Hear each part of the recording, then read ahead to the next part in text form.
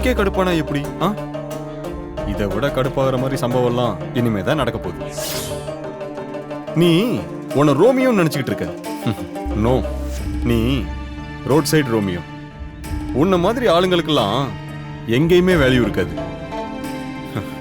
ரோட்ல வச்சு என்ன அடிச்சல்ல பாரு, அதுக்கு காலம் பூரா உனக்கு வலிக்க போகுது. என்ன புரியலையா? மீனாட்சிய நான் கல்யாணம் பண்ணிக்க போறேன்னு சொன்னேன். அதான் உனக்கு லைஃப் டைம் பனிஷ்மெண்டா இருக்கும். பங்காளி, அதுவும் கனவுல கூட நடக்காது. உன்னைய மாதிரி ஒருத்தனை மீனாட்சிக்கு என்னைக்கும் பிடிக்காது. டேய், புடிச்சலாம் ஓகே சொல்லியாச்சுடா. இன்னும் தாலி கட்ட வேண்டியது மட்டும்தான் பாக்கி. கேரு, ரொம்ப கற்பனையில மிதக்காத.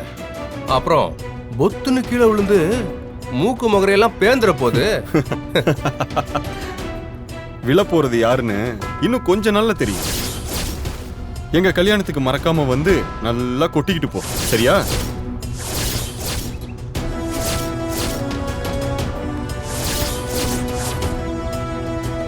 நீ என்ன வேணாலும் சொல்லிக்கோ.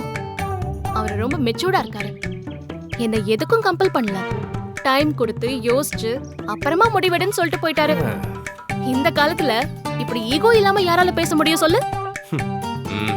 முடியாது, யாராலையும் முடியாது. என் அம்மாவுக்கு கூட அவரை ரொம்ப பிடிச்சிருக்கு. அவங்களே கேட்டுப்பாரு, என்னையும் பிடிச்சிருக்கு தான் சொல்லுவாங்க. அதுக்கு சரி, அதை விடு. ஆனா அவன் ஆள் டைப் உனக்கு தெரியல. அவன் வண்டியில சின்ன கீரல் விழுந்துடுச்சுன்னு சொல்லி 5000 கேட்டு சண்டை போட்டு என்கிட்ட வாங்கி கேட்டுட்டு போனான். 2 கண்ணிலையும் நமக்கு கருமொழி இருக்கு, அவனுக்கு கால்குலேட்டர் தான் இருக்கு. நீ அவனை கல்யாணம் பண்ணேன்னு வையன், எல்லாத்துக்கும் கால்குலேட் பண்ணிட்டு இருப்பான். அவன்லாம் உனக்கு செட் ஆக மாட்டான், நல்லா யோசிச்சுக்கோ. நான் முடிவெடுத்துட்டேன். இன்னும் ஒரு வாரத்துல சம்மதம்னு சொல்ல போறேன். நீ அதை பார்த்து வயிறு எரிஞ்சுக்கோ. எனக்கும் அவருக்கும் கல்யாணம் ஆக போகுது, அத நீ பார்க்க தான் போற.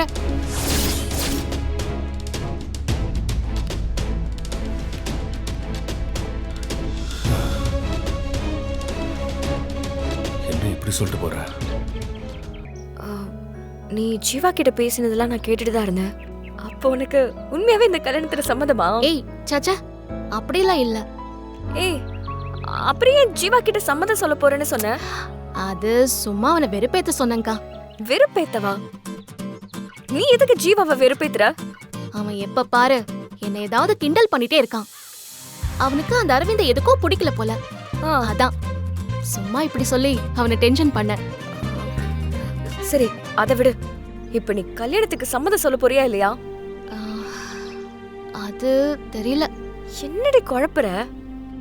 அதெல்லாம் அப்படிதான்க்கா, நீ வா. ஏய் வா மீனாட்சி. மாதவி, அந்த பையன் நல்ல பையனாதான் தெரியறான். அதனாலதான் சுமதி நம்ம மீனாட்சிக்கு சரியா இருப்பாருன்னு சொன்னேன். அவர்கிட்ட பணக்காரன்னு எந்த திமிரும் ஆணவமும் கொஞ்சம் கூட இல்ல. ரொம்ப நல்ல பையன் சுமதி. எனக்கும் அப்படிதான் தோணுச்சு. என் பொண்ணு மட்டும் இப்பவே பதில் சொல்லியிருந்தா முடிவு தெரிஞ்சிருக்கும் இல்ல? பரவாயில்ல விடு, இன்னும் ஒரு வாரத்துல சொல்றேன்னு சொல்லியிருக்கால, கண்டிப்பா நல்ல முடிவா தான் சொல்லுவா. இருந்தாலும் எனக்கு என்னமோ உடனே சொல்லியிருந்தா நல்லா இருக்கும். நாள் ஆக ஆக பயமா இருக்கு. என் உடம்பு இருக்கிற நிலைமையில என்ன நடக்கும்னே தெரியல. அதுக்குள்ள மீனாட்சிக்கு நல்லபடியா கல்யாணம் பண்ணி வைக்கணும்னு நினைக்கிறேன். ஏய், ஏன் இப்படிலாம் யோசிக்கிற? அப்படிலாம் எதுவும் ஆகாது சுமதி. இல்ல, இத பாரு மாதவி.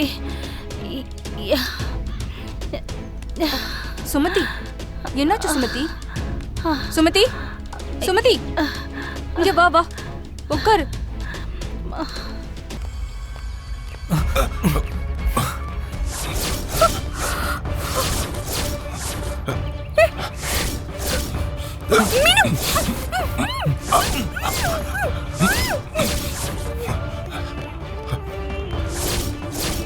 அக்கா சீக்கிரம் வாக்கா.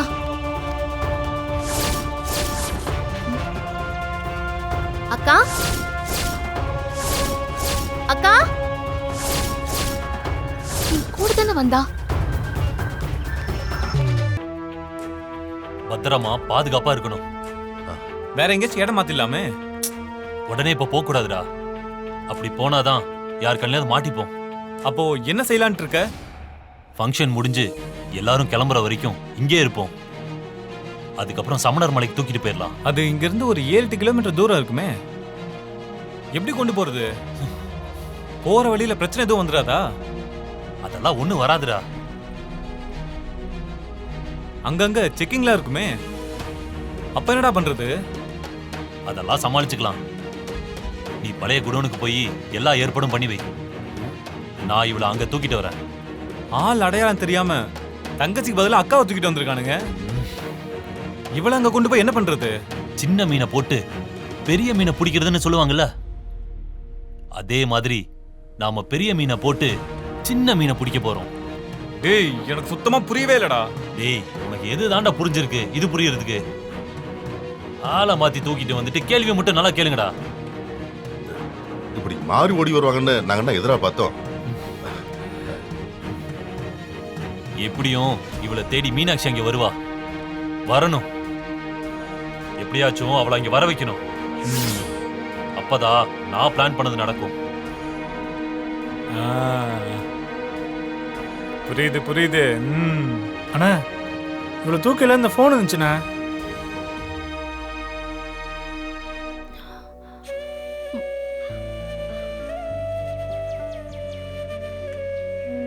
போதுமா? கொடு. சரியாயிடுமா, நீ பயப்படாத.